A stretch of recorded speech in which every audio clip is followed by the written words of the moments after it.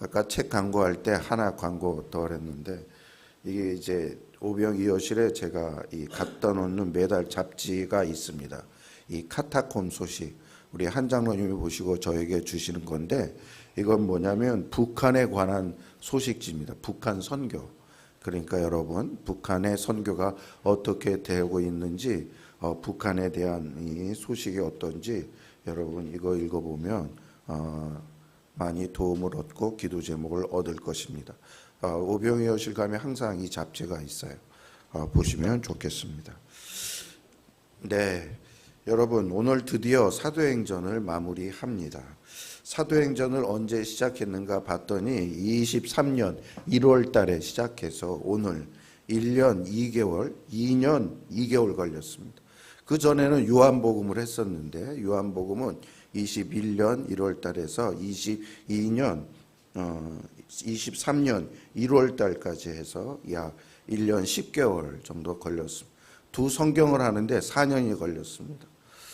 예, 이렇게 긴 설교를 여러분 들어주셔서 감사하고 지루한 설교를 들어주셔서 감사합니다. 설교자는 설교를 듣는 분이 있어야 설교자가 존재의 의미가 있잖아요. 그런데 앞으로는 이렇게 길게 하지 않겠습니다.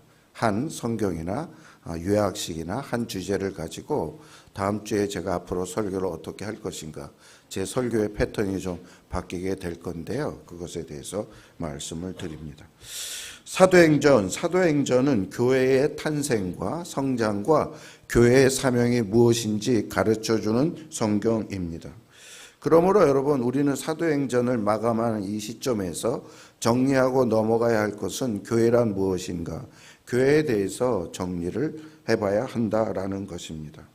사도행전을 그동안 쭉 살펴보았는데 사도행전의 그 기록 목적은 교회의 부흥, 교회의 활동 이것에 대해서 기록을 했는데 저는 우리 교회가 어떻게 하면 사람 수를 늘릴 수 있을까, 부흥할 수 있을까 이런 면에서 사도행전을 고찰하지 않았습니다. 제가 바라는 부흥은 단지 수적으로 양적으로 늘어나는 부흥이 아니고요. 교회가 교회되는 것입니다. 부흥 많이 얘기를 하는데 진정한 부흥은 교회가 교회되는 것. 그런데 사도행전에서 교회가 무엇인가? 교회다운 교회 보여주지 않았습니까? 사도행전에서 보여주는 교회는 하나님의 계획 안에서 시작되고 예수 그리스도가 교회의 머리가 되고 성령님의 능력으로 운영하는 공동체, 철저히 삼위일체적 교회가 진정한 교회라는 말씀입니다. 하나님은요 태초부터 교회를 계획하셨어요. 그래서 에덴 동산도 일종의 교회인데 그러다가 예수 그리스도를 보내주셔서 이 땅에 진정한 교회를 세우시고 성령님께서 이 교회를 살아 움직이는, 여러분 공동체가 살아있다라는 것 특이한 표현 아닙니까? 그런데 다른 공동체는 국회나 뭐 어떤 모임이나 이런 공동체 살아있다라고 말하지 않지만 교회는 살아있다. 왜? 그리스도가 살아계시니까, 머리니까. 그의 지체인 우리 성령님께서 또 이렇게 액티브하게 활동할 수 있도록 해주기 때문입니다. 사도행전 1장 8절 아까 얘기를 했지만 오직 성령이 너희에게 임하시면 땅끝까지 이르러 내 증인이 되리라.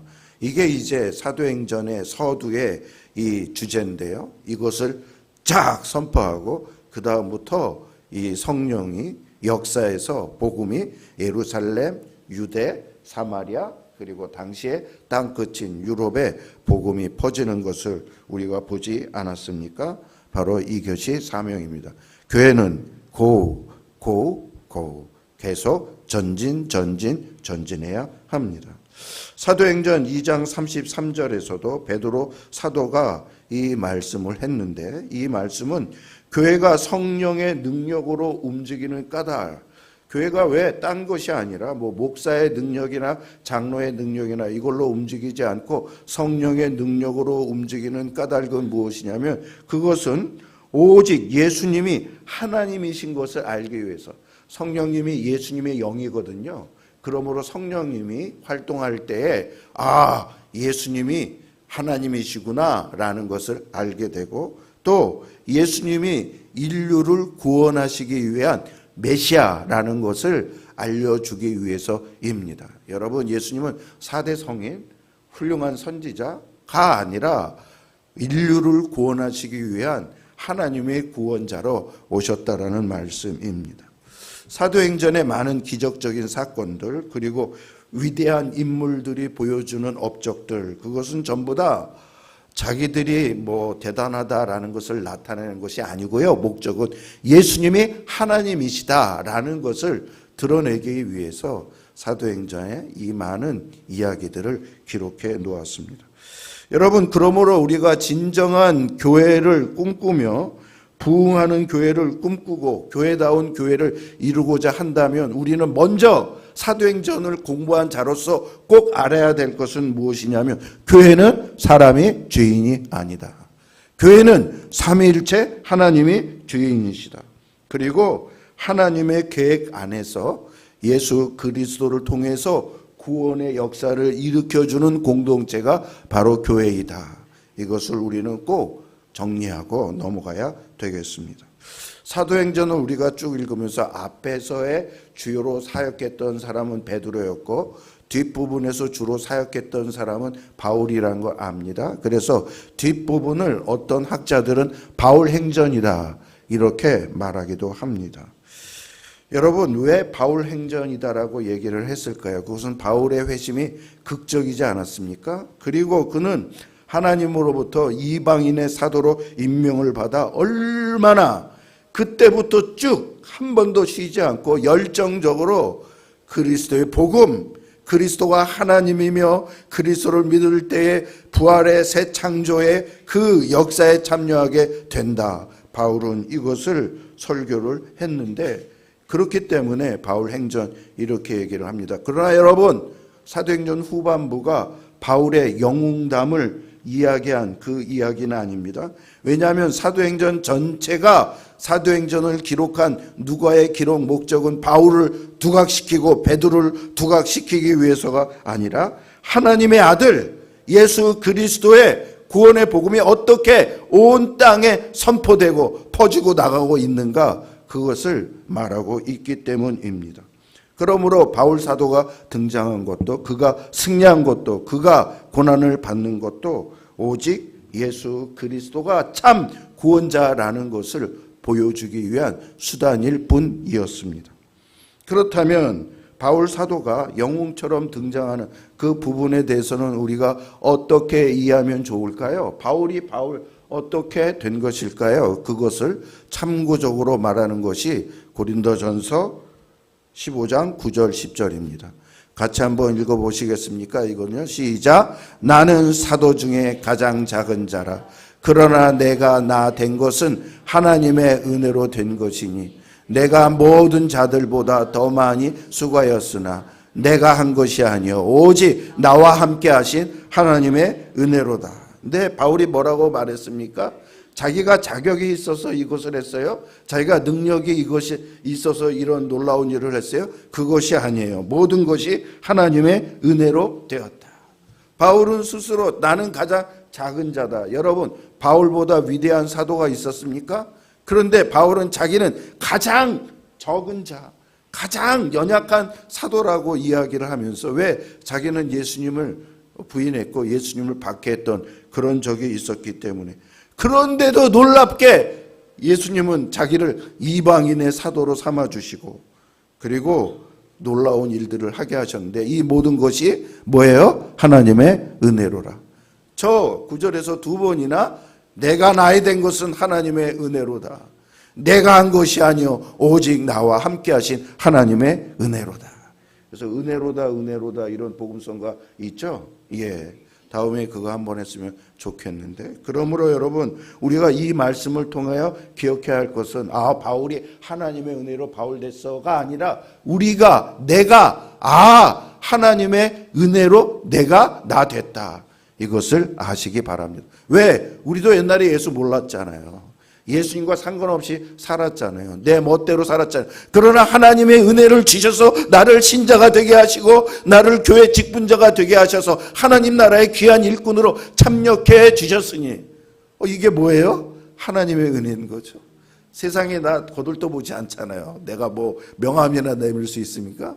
근데 하나님 나라에서 여러분 사자가 붙었잖아요. 집사님, 권사님, 목사, 귀하. 예, 사도행전을 마무리하면서 우리가 또 하나 짚고 넘어가야 할 것은 뭐냐면 사도행전에 이름이 나와 있지 않는 수많은 사람들이 있다라는 것입니다. 그런데요, 하나님이 그들을 통해서도 일하심으로 말미암아 바울이 사역을 잘할 수 있었고 교회가 교회될 수 있었습니다. 사도행전의 대표적인 영어로 말하면 주연이라고 말할 수 있는 것은 바울, 베드로, 빌립 이렇게 있는데, 그러나 그 뒤에는 보이지 않는 많은 이름 없는 빛도 없이 사역한 성도들이 있었다라는 것입니다. 그들이 물을 주고 씨를 뿌리고 뿌리를 내리게 하고 관리해주고 그리고 복음을 준비한 수많은 사람들이 있었습니다. 여러분, 이들이 없었다면 바울의 사역이 놀라운 열매를 걷는 사역이 될 수 있었겠습니까? 아닙니다, 여러분. 바울은 하나님께서 대표로 내세웠지만 그 뒤에서 바울과 협력하여 하나님의 일을 하게 하는 수많은 사람이 있었다라는 거예요. 종교개혁 때 보면 루터가 혼자 종교개혁을 한 자 아십니까? 그 뒤에 얼마나 많은 신자들이 함께 그 일을 위해서 사역했고 기도했고 그들의 많은 희생과 수고가 있어가지고 루터가 열매를 거둔 것이, 그들이 없었으면 루터는 루터가 아니었던 것이옵니다. 여러분, 하나님이 일하시는 방식이 이런 것입니다. 하나님은 어느 누구는 씨를 뿌리게 하고 어느 누구는 물을 주게 하고 어느 누구는 자라게 하고 어느 누구는 그 후에 그것을 보살펴서 교회를 하게 하는 것. 여러분, 그렇지 않습니까? 우리가 모든 다양한 은사와 다양한 직분과 우리에게 주어진 일들을 통해서 교회를 이루어가고 있습니다. 그러면서 하나님은 씨 뿌리는 자, 물 주는 자, 뿌리내게 거두는 자, 다양한 사람을 통해서 주님의 교회를 이루시는 것이 하나님이다. 그것에 대해서 또 고린도전서 3장 6절에 말씀하고 있습니다. 3장 6절 다 같이 읽어보도록 하겠습니다. 3장 6절 안 나. 같이 시작. 나는 심었고 아볼로는 물을 주었을 때 오직 하나님은 자라나게 하셨나니. 네. 여러분, 그러므로 우리가 비록 이렇게 표면에 이름이 잘 드러내지 않지만 우리는 하나님 나라의 이 역사 속에 의미 없는 존재가 아니라는 것입니다. 의미 있는 존재. 하나님이 여러분의 이름을 다 어디다가 기록해 놨어요? 생명책에. 그래서 나중에 요한계시록 보면 백보자 앞에서 우리가 다 심판받게 되는데 그때 우리의 한 일에 대해서 주님께서 상급을 주시고 칭찬해 주신다, 이렇게 말씀했습니다. 그러므로 내가 어디에 있든지 무슨 사역을 하든지 아무리 작은 사역을 한다 할지라도 그것을 신실하게 여기고 하나님 앞에서 잘 감당하는 자는 하나님께서 인정해 주시고 축복해 주신다. 우리는 이걸 알고 교회 생활해야 됩니다. 저는요, 교회 생활하면서 제일 답답한 분이 무엇이냐면 교회 왔는데 귀양 예배를 잘 드려야죠. 귀양 신자 생활을 잘 해야죠. 그런데 교회 와서도 마음은 딴 데가 있어요. 딴 데 행동해요. 여러분, 그거 교회 안 온 겁니다. 예배 안 드린 거가 똑같아요. 왜 그래요, 여러분? 오셨다면 하나님 앞에 진실하게 살아계시는 하나님 앞에서. 사도행전의 진정한 주인공은 누구입니까? 하나님이십니다. 다른 누구, 바울도 복음을 전하는 모든 복음 전도자들은 하나님의 헬퍼요, 하나님의 동역자이신 것입니다. 하나님이 일하시는 방법이 참 묘해요. 하나님의 말씀으로 천지를 창조하셨는데, 그러므로 교회를 부흥하는 것도 그냥 말씀으로 뚝딱 사람들아 채워져라, 말씀으로 뚝딱 구원받아라, 이렇게 할 수 있는데, 그러나 그렇지 아니하시고 하나하나 수제품인 거예요. 수제품. 하나님이 다 한 사람 한 사람을 통하여 전도하게 하시고 일을 이루게 하시고, 심지어 구원을 이루는데 하나님의 아들 예수 그리스도를 이 땅에 보내서 그를 죽게 하고 그를 통하여 사람들을 구원하게 하신 것.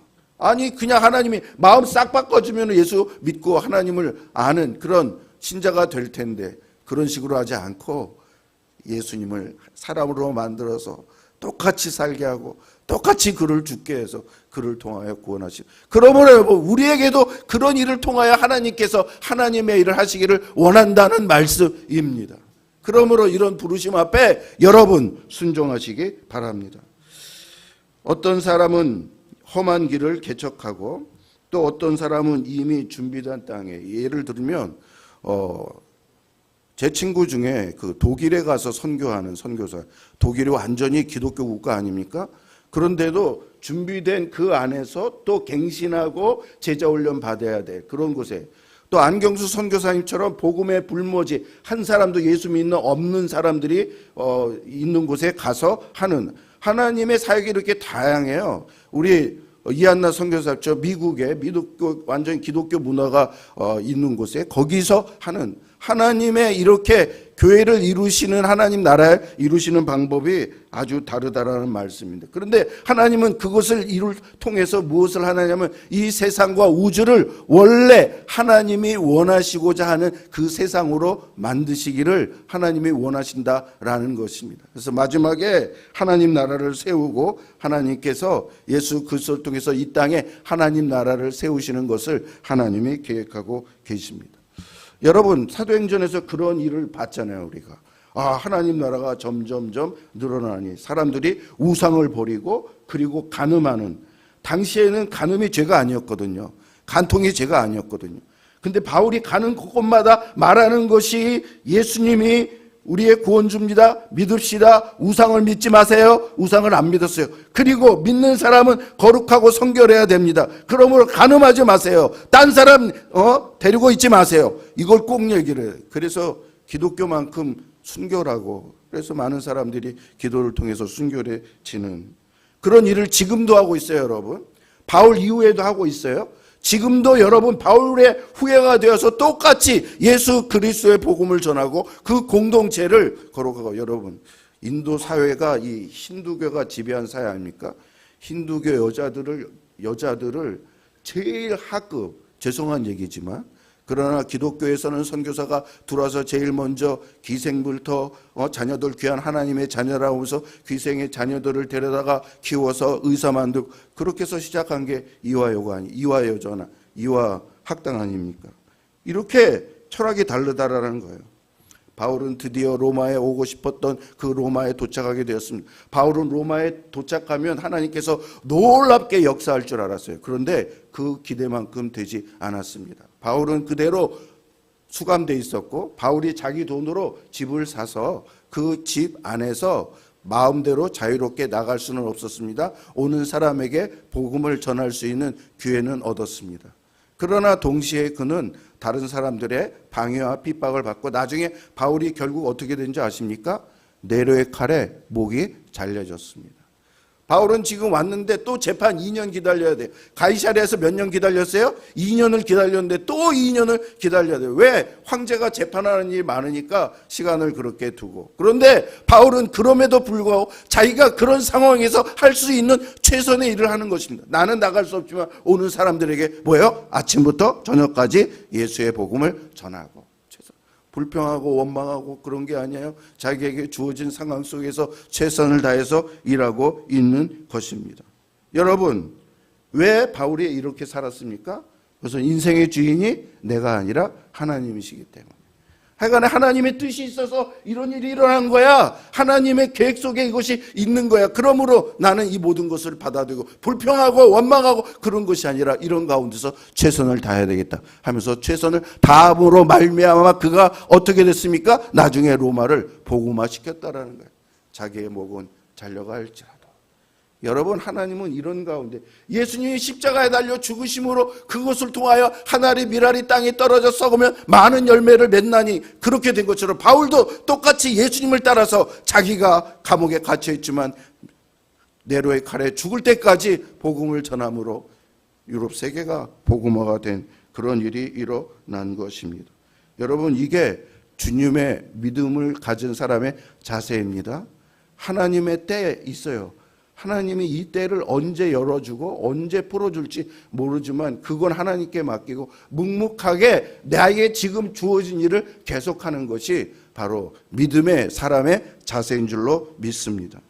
하나님의 시간표가 있어요. 우리의 생각보다 더디거나 예기치 않은 방향에 흘러갈지라도, 그러나 우리의 주인, 역사의 주인은 하나님이시라는 것을 알고 묵묵하게 그것을 따라가야 합니다. 바울이 로마에서 꼼짝 못하는 상황 속에 있었잖아요. 그럼에도 불구하고 그 상황 안에서 최선을 다해서 일을 했어요. 우리도 하나님이 계획하는 것, 우리가 생각하는 것과 다르게 인도하고 다른 상황이 전개됐다 할지라도 그런 상황에 있어서 어떻게 돼요? 나에게 주어지네. 좀 힘들다고 교회 안 나오고 힘들다고 하나님 원망 불평하고 그렇게 하기보다는 하나님의 뜻이 있는 줄로 믿습니다. 나는 오늘도 하나님의 뜻을 깨달아 받들고 나가겠습니다 하면서 뚜벅뚜벅 하나님 앞으로 나아가는 그것이 주님께서 원하시는 잘하는 말씀입니다. 그럴 때에 하나님 어떻게 돼요? 하나님의 때에 하나님께서 하나님의 그 선물을 보여주신다. 그 다음 성경 두 구절 읽어봅시다. 시작. 그러므로 하나님의 능하신 손 아래서 겸손한 때가 되면 너희를 높이시리라. 우리가 선을 행하되 낙심하지 말지니 피곤하지 아니하면 때가 이름에 거두리라. 둘 다 무슨 단어가 공통적으로 나와요? 때. 하나님의 때가 반드시 온다. 이렇게 말씀을 하고 있습니다. 우리는 여러분 그동안 사도행전을 통해서 예수님을 만난 사람들이 어떻게 뒤집어졌는지 그걸 살펴보지 않았습니까? 수많은 고넬료도 그랬고 물론 바울도 그랬고 수많은 사람들이 예수 믿고서 그들의 인생관 가치관이 바뀌었어요. 여러분 그들 역시 우리처럼 평범한 환경에서 태어났고 자신의 재능을 가지고 자기가 노력해서 잘 먹고 잘 살자, 그게 그들의 인생의 목표였어요. 그런데 어느 날 예수님을 만났어요. 이 세상이 전부 세상이 아니란 거 알았어요. 예수님이 모든 시간의 주인이시고 역사의 주관이시고 다음의 생애가 있다는 것을 그들은 알았어요. 그러므로 나는 이렇게 살아서는 안 되겠다. 나는 새로운 인생관, 가치관, 세계관을 가지고 살아야 되겠다 하면서 그들이 딴 삶을 드디어 그때부터 살기 시작했습니다. 여러분, 예수 믿는다라는 게 무엇이에요? 예수 믿고 나 이제 지옥 안 가고 천국 가. 그건 부수적인 일이라니까. 예수를 믿으면 내 인생의 목표가 바뀌는 거예요. 구원의 확신이라는 것은, 구원의 확신을 가진 신자는 나는 예수 믿어서 지옥 안 가, 이것이 아니라 나는 예수 믿었기 때부터 이제부터 내 인생의 가치관은 나를 위해서 세상을 따라가는 그런 삶이 아니라 주님을 위해서, 주님을 따라가는, 주님의 나라를 위해서 사는 그러한 삶을 사는 것이야. 이런 인생관을 갖는 게 크리스찬이라니까요. 여러분, 그렇게 세상에 지금 살고 있습니까? 교회가 그렇게 살고 있습니까? 교회가 돈 더 벌기 위해서 아파트 안에 알바끼에 가갖고 다른 집보다 수십 배, 수백 배 더 받으려고 하는 그러한, 그게 아니라니까요, 여러분. 교회는 건물이 아니에요. 사람이 아니에요. 예수 그리스도의 십자가를 따라가는 그러한 모습으로 우리가 살아야 되는데 그게 진짜 신자라는 말씀입니다. 그 다음 성경 구절 보여주세요. 지금쯤에. 이 말이에요. 제가 제일 좋아하는 성경 구절 하나인데 우리 젊은이들을 위해서 이해가 좋게 세 번역으로 제가 가지고 왔습니다. 한번 읽어봅시다. 시작. 나는 그리스도와 함께 십자가 못 박혔습니다. 이제 살고 있는 것은 내가 아닙니다. 그리스도께서 내 안에 살고 계십니다. 내가 지금 육신 안에서 살고 있는 삶은 나를 사랑하셔서 나를 위하여 자기 몸을 내어주신 하나님의 아들을 믿는 믿음 안에서 살아가는 것입니다. 예수님이 내 생명의 은혜이요. 죽을 수밖에 나를 건져줬어요. 이제 내 삶의 목적은 나를 위해서가 아니라 나를 건져주고 나와 결혼해주고 나와 함께 해주신 그분과 함께 인생을 사는 것이라는 말씀입니다. 바울이 자기의 인생관이 이렇게 바뀌었다고 갈라디아 교인들에게 그렇게 말씀하고 있는 것입니다. 여러분, 사도행전에 나타난 인물들의 특징이 뭔지 아십니까? 내가 가고 싶은 길을 간 게 아니라 내가 가고 싶은 길은 내려놓고 하나님이 가라고 한 그 길을 계속 갔다라는 것입니다. 공통적으로 우리가 어떤 환경에 있든지 예수님을 만난 이상, 아까 갈라디아서 2장 20절처럼 더 이상 내 것이 아니라니까요. 내 주인은 주님이라니까요. 종, 바울이 로마서 1장에 예수 그리스도의 종, 바울은 이렇게, 종은 뭡니까? 우리나라에 사고 많이 보잖아요. 생사 역탈권이 주인에게만 있잖아요. 여러분, 주인이신 주님을 위해서 어떻게 살아야 할 것인가? 말로는 주님, 주여 맨날 하면서 주님을 한번 주님으로 대접한 적이 여러분 있으십니까? 때로는 예상치 못한 일이 일어나요. 때로는 내 계획과 완전히 달라요. 꿈꾸지 못한 곳에 우리가 서 있을 수 있어요. 그러나 그런 가운데서도 주님께서 원하시는 길이 무엇인가, 그것을 찾아가 그 길을 걸어가는 그런 자가 이 시대의 사도행전에 나타난 그런 성도라는 말씀입니다. 여러분 중요한 것은 사도행전에서 말하고 있는 게 뭐냐면 이제 사도행전을 여러분 적어도 공부했다면 내가 바라는 것보다 하나님이 바라시는 것이 무엇인가. 청년 여러분, 앞으로 여러분 취직해야 되고 앞으로 여러분 인생 많이 살아야 되고 오늘 사진 보여준 것처럼 아기도 낳아야 되고 막 그러는데 저게 하나님과 무슨 관련이 있을까? 하나님 영광을 위해서. 하나님 영광이라는 거 거창하게 생각하지 마세요. 하나님 먼저. 하나님 마음에 들게. 내가 지금 이렇게 술 먹고 내가 이렇게 이런 거 하는 거에 하나님께 영광이 되나? 이렇게 생각하면 여러분께서 판단할 수 있을 것입니다. 나는 지금까지 무엇을 위해서 살아왔는가? 이제 예수님을 믿은 나는 무엇을 위해 살아야 되는가? 하나님께서 나에게 이런 재능. 여러분 하나님 은혜로 이렇게 됐잖아요. 이렇게 좋은 가정, 남편 얻고 아내 얻고 부모님 만나고 좋은 학교 다니고 대한민국에 있고. 여러분 이게 여러분이 여러분 머리 좋게 한 것도 누구예요? 하나님이 그렇게 해줬잖아요. 어떤 사람은 미술을 너무 잘 그려요. 저는 미술은 진짜 빵점인데 하나님이 그런 은사를 줬잖아요. 음악을 잘하고 모든 그거 하나님의 은혜. 그러면 그 은혜를 조금이라도 받은 거 깨달았다면 나를 내세우고 자랑하고 뭐네 그런 것이 아니라 하나님 은혜 때문에 이렇게 됐습니다. 이제부터는 내 인생의 삶을 주님을 위해서 살겠습니다. 여러분 신학교에 여러분 매년마다 누가 입학한지 한번 보세요. 깜짝 놀라요. 세상에서 잘 나가던 사람이 그리스도를 영접한 다음에 주님을 위해서 살겠습니다. 나의 모든 것 변호사를 내려놓고 큰 기업의 임원직을 내려놓고 교수직을 내려놓고 이렇게 하면서 이게 진짜 예수님을 만난 사람의 심정이라는 말씀입니다. 여러분 사도행전은 단순한 과거 이야기가 아닙니다. 옛날 이야기가 아니라 성령이 이렇게 일하신다. 사도행전은 28장으로 끝난 게 아니라고 그랬잖아요. 지금 29장, 30장 우리는 이제 수천 장의 스토리를 우리가 쓰고 있는데 동일하게 하나님께서 일하신다 이렇게 이야기를 합니다. 그러면 여러분 우리의 어떤 안목을 작은 안목을 펼쳐서 넓은 안목 하나님의 세계관 시야로 이 세계를 바라볼 줄 알아야 합니다. 사도행전은 더는 좁은 관점에서 인생을 낭비하지 말아라. 바울이 인생을 안 낭비하기 위해서 얼마나 최선을 살았습니까? 여러분 황제 이름 기억나세요? 로마 황제 몇 명이나? 수많은 부자들 기억나세요? 죽으면 다 기억 안 나요. 아무리 이 땅에서 그러든.